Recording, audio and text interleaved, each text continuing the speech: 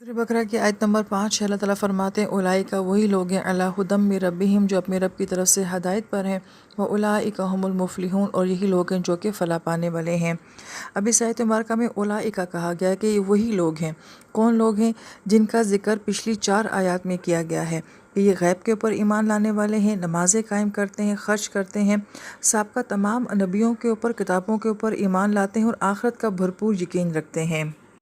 ایک تو یہ بتا دیا گیا کہ جن میں یہ صفات ہوں گی یہ لوگ ہدایت والے بھی ہوں گے اور یہ لوگ فلاح والے بھی ہوں گے۔ لیکن ایک اور انداز مفسرین کرام کو جو بہت ہی خوبصورت ہے وہ یہ کہ ہم آیت نمبر 3 اور 4 ان دونوں کا اگر الگ الگ سے دیکھا جائے تو آیت نمبر 3 میں ایک ایسے طبقے کا ذکر کیا گیا ہے کہ جن کا تعلق محض عبادات کے ساتھ بتایا گیا ہے، غیب کے اوپر ایمان ہے، نماز قائم کرتے ہیں اور خرچ کرتے ہیں۔ اور آیت نمبر 4 پہ اگر غور کیا جائے تو وہاں پہ کسی عبادت کا ذکر نہیں کیا گیا، بلکہ صرف یہ کہا گیا ہے کہ وہ سابقہ کتابوں کا بھی علم رکھتے ہیں اور جو آپ علیہ السلام کے اوپر قرآن نازل ہوا اس کا بھی علم رکھتے ہیں۔ اور پھر بڑی غور طلب بات ہے کہ وہ آخرت کا یقین رکھتے ہیں، یعنی کہ اس آیت مبارکہ میں ایک علم اور پھر اس کے بعد آخرت کا یقین، یعنی کہ علم کا اور یقین کا بھی آپس میں گہرا تعلق ہے۔ جتنا انسان کے پاس علم آتا جاتا ہے اس کا یقین اتنا ہی زیادہ بڑھتا چلا جاتا ہے۔ تو گویا علم اور یقین کا بھی آپس میں گہرا تعلق ہے۔ لیکن بہرحال اس آیت مبارکہ میں کسی عبادت کا نہیں، محض علم کا ذکر ہے۔ یہاں سے مفسرین کرام بہت ہی خوبصورت نقطہ جو بیان فرماتے ہیں وہ یہ کہ ایک وہ طبقہ ہوتا ہے کہ جس کا تعلق محض عبادات کے ساتھ ہوتا ہے، اور ایک وہ طبقہ ہوتا ہے جس کا تعلق جو ہوتا ہے وہ علم کے ساتھ ہوتا ہے۔ اسی بات کو ایک اور انداز سے بھی دیکھا جائے، مفسرین کرام فرماتے ہیں کچھ لوگ ایسے ہوتے ہیں کہ جن کے پاس زندگی میں آسانیاں نہیں ہوتی، سہولتیں نہیں ہوتی، انہیں کوئی پڑھانے والا نہیں ہوتا، ماں باپ کا سایہ نہیں ہوتا، ان کا کسی اداروں کے ساتھ جو ہے وہ تعلق نہیں ہوتا،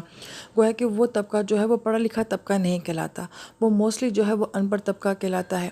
ایک تو یہ کہا گیا کہ اس ان پڑھ طبقے میں جو کہ بظاہر پڑھا لکھا طبقہ نہیں ہوتا مگر اس کا ایمان خوبصورت ہوتا ہے، نمازوں سے اس کا تعلق اچھا ہوتا ہے اور اس کے ساتھ ساتھ اس کے خرچ کے معاملات بھی اچھے ہوتے ہیں، یہ ایک بڑی خوبصورت بات ہے۔ اور پھر وہ لوگ جن کو زندگی میں اتنی سہولت اور آسانی نہیں ملتی کہ وہ علم حاصل کر سکتے ہیں، وہ محض اپنی عبادات کے اوپر ہی اکتفا کرتے ہیں۔ یوں بھی کہا جا سکتا ہے کہ کچھ لوگ ایسے ہمارے معاشرے میں ہیں کہ جن کے پاس زندگی میں اتنی آسانیاں نہیں ہوتی اور وہ کمانے میں، اپنی معاش میں اتنے مصروف ہوتے ہیں کہ علم سیکھنے سکھانے سے وہ لوگ محروم ہو جاتے ہیں۔ تو یہ بھی گویا کہ ایک اس آیت مبارکہ کا ہمارے آج کے معاشرے کے ساتھ بلکہ ہر دور کے معاشرے کے ساتھ ایک تعلق بن جاتا ہے۔ جبکہ دوسری آیت مبارکہ کو اس تناظر میں دیکھا جائے کہ کچھ لوگ ایسے ہوتے ہیں جنہیں بڑی آسانیوں والی زندگی ملتی ہے، اچھا گھر ملتا ہے، تعلیمی ماحول مل جاتا ہے، ماں باپ پڑھے لکھے مل جاتے ہیں اور ایسی سہولیات ہوتی ہیں کہ ماں باپ خرچ کر رہے ہوتے ہیں اور ہم لوگ بڑے بڑے اداروں میں پڑھ رہے ہوتے ہیں، پی ایچ ڈی کر لیتے ہیں، سپورٹ ماں باپ کی ہوتی ہے، لہٰذا یہ طبقہ بھی ہمارے معاشرے میں پایا جاتا ہے۔ اب اگر ان دونوں کا آپس میں موازنہ کیا جائے تو ہم کیا کہہ سکتے ہیں کہ کون سا طبقہ کس سے بہتر ہوتا ہے؟ قرآن نے اس کا فیصلہ کر دیا۔ قرآن کہتا ہے اولئک علی ھدی من ربہم، یہ دونوں طبقے جو ہیں اللہ تعالیٰ کی طرف سے ہدایت پر بھی ہیں اور فلاح کے اوپر بھی ہیں۔ اب اس آیت مبارکہ پہ بہت غور کیا جائے کہ بہت سارے لوگ ذہین ہوتے ہیں مگر وہ پڑھ نہیں پاتے ہیں،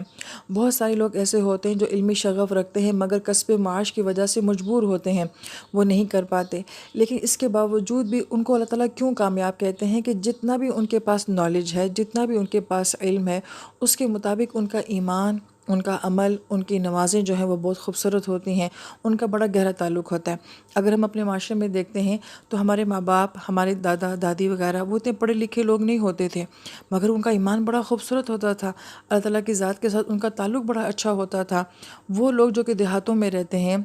جو کہ غریب غربا لوگ ہیں، تو ہم جیسا پڑھا لکھا طبقہ جو ہے وہ انہیں کچھ نہیں سمجھتا، ہم یہ کہتے ہیں کہ ان کو تو کچھ پتہ ہی نہیں ہے، ان کے پاس تو کوئی علم نہیں ہے، ان کو نہ ترجمہ آتا ہے، نہ تجوید آتی ہے، نہ گرامر آتی ہے، نہ تفسیر آتی ہے، مگر قرآن تو ان کے اوپر کوئی تنقید نہیں کر رہا۔ اگر ان کے پاس جتنے ان کے پاس ریسورسز تھے، اس کے بعد جو ایمان ان کے پاس ہے اور جو نمازیں ان کے پاس ہیں، جو خرچ کرنا ان کے پاس ہے، تو گویا کہ وہ شخص بھی کامیاب ہے۔ اور اس کی بنسبت جو دوسرا طبقہ ہے جو کہ پڑھا لکھا طبقہ کہلاتا ہے، جو کہ اپنے علم کی بنیاد کے اوپر بات کرتا ہے، تو قرآن یہ کہتا ہے کہ یہ لوگ بھی ہدایت کے اوپر ہیں۔ لہٰذا اس آیت مبارکہ میں ہمیں ایک زبردست قسم کی ہدایت مل رہی ہے کہ ہم لوگ جو اپنے آپ کو پڑھے لکھے کہلواتے ہیں، ہم کسی کے ایمان کو، کسی کے علم کو اور کسی کی کامیابی کو جج نہیں کر سکتے۔ اللہ تعالیٰ کے نزدیک کون کامیاب ہے، کون ہدایت کے اوپر ہے، کون فلاح والا ہے، یہ فیصلہ اللہ تعالیٰ کی ذات نے ہی کرنا ہے۔ لہٰذا یہاں پہ علم کے فخر کی نفی بھی آ جاتی ہے، مگر اس کے ساتھ ساتھ جو ہے وہ علم کی اہمیت بھی آ جاتی ہے کہ علم والے جو ہیں وہ بھی ہدایت کے اوپر ہوتے ہیں اور فلاح والے ہوتے ہیں۔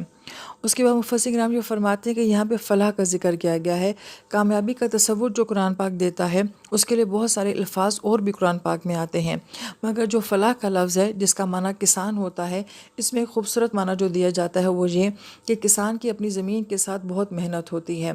جب وہ بیج بوتا ہے، اس کے بعد کاشت کرتا ہے، پھر اس کے بعد اس کا توکل اللہ تعالیٰ کی ذات کے اوپر ہوتا ہے، بارش دھوپ کے اوپر اس کا نظام ہوتا ہے، ہواؤں کے نظام کے اوپر اس کی کھیتی کا انحصار ہوتا ہے۔ پھر ایک کسان کتنی دعاؤں کے بعد جب اپنی فصل کو بڑھتا ہوا دیکھتا ہے، پھر کاٹتا ہے، تو اس کو اس کی محنت کا صلہ ملتا ہے۔ تو گویا کہ ایک طویل محنت ہے جو اس کھیتی کے پیچھے نظر آتی ہے، اور جو کسان کی محنت ہوتی ہے اس کی دعائیں ہوتی ہیں،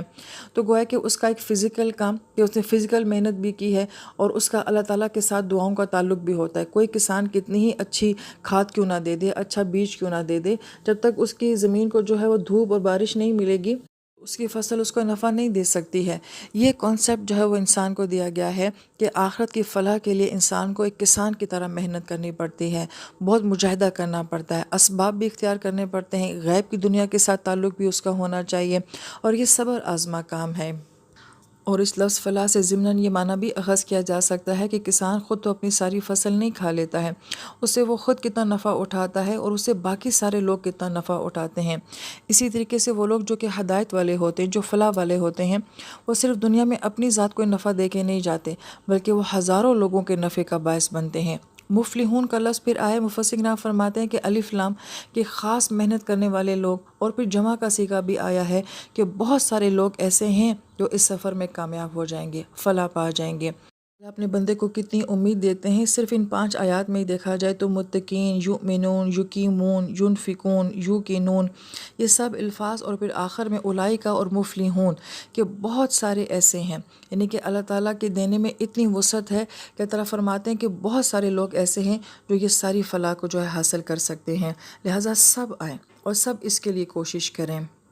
لہٰذا متقین سے بات شروع کی تھی، مفلحون پہ ختم کی کہ اس تقوی والے اب بھی بہت سارے لوگ ہو سکتے ہیں، اور اس کامیابی کو پانے والے اب بھی بہت سارے لوگ ہو سکتے ہیں، اور ہمیشہ سے ہوں گے اور ہمیشہ رہیں گے۔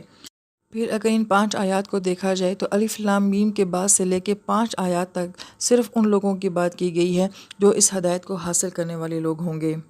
اور پھر ہدایت کا تعلق جو ہے وہ ایمان کے ساتھ، نمازوں کے ساتھ، خرچ کرنے کے ساتھ، علم کے ساتھ، آخرت کے یقین کے ساتھ جو ہے وہ جوڑا گیا ہے۔